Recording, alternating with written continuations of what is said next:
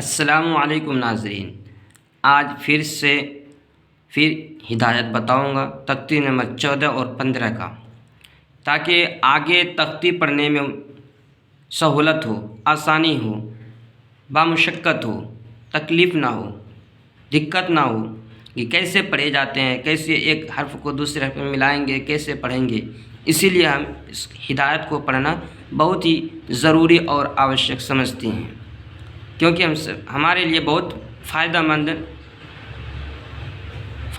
ہے۔ چلیے شروع کرتے ہیں تاخیر نہ کرتے ہوئے۔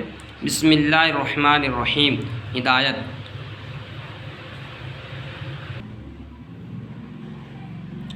ہدایت تختی نمبر 14۔ نمبر 1، تشدید والی رو پر زبر یا پیش ہو تو پر پڑھیں گے۔ نمبر 2، زیر والی رائے مشددہ کو باریک پڑھیں گے، جیسے بر۔ نمبر 3، رائے مشددہ پر زبر یا پیش ہو اور اس سے پہلے حرف پر زیر ہو، را کو شروع سے پر ہی پڑھیں گے، جیسے بر۔ نمبر 4، رائے مشددہ پر زیر ہو اور اس سے پہلے حرف پر زبر یا پیش ہو تو را کو شروع سے باریک ہی پڑھیں گے، جیسے شر، برزہ۔ نمبر 5، رائے ساکنہ سے پہلے زیر ہو تو اس کے باریک ہونے کی 3 شرطیں ہیں۔ نمبر 1، رائے ساکنہ سے پہلے زیر اصلی ہو، عارضی نہ ہو۔ نمبر 2، زیر اور رائے ساکنہ دونوں ایک کلمے میں ہو۔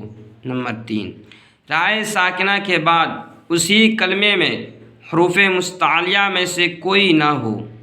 یہ 7 حروف ہے: خ، صاد، ضاد، غین، طا، قاف، ظا، جن کا مجموعہ خص ضغط قذ ہے۔ اگر 3 شرطوں میں سے ایک بھی نہ ہوگی تو را پر ہوگی۔ تفصیل اس قاعدہ کی جمال القرآن نمبر 8 میں دیکھیں۔ نمبر 6، رائے ساکنہ سے پہلے اگر یائے ساکنہ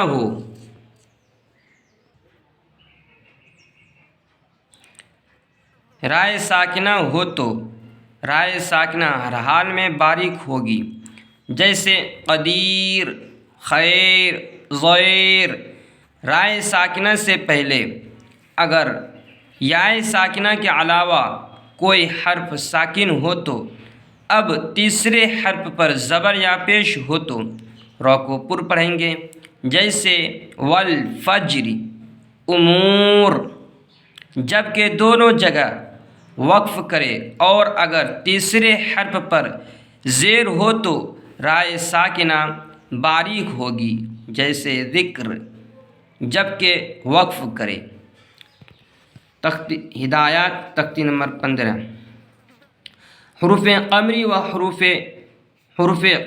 قمری و شمسی کلمہ سے شروع میں جو حمزہ الف کی شکل میں ہیں، اگر اس سے پہلے کوئی کلمہ یا حرف ملے تو وہ حمزہ نہیں پڑھا جائے گا، اور اگر اسی حمزہ سے شروع کرے تو اس کو زبر کے ساتھ ادا کیا جائے گا، جیسے من الذین، الذین، والشمس، الشمس۔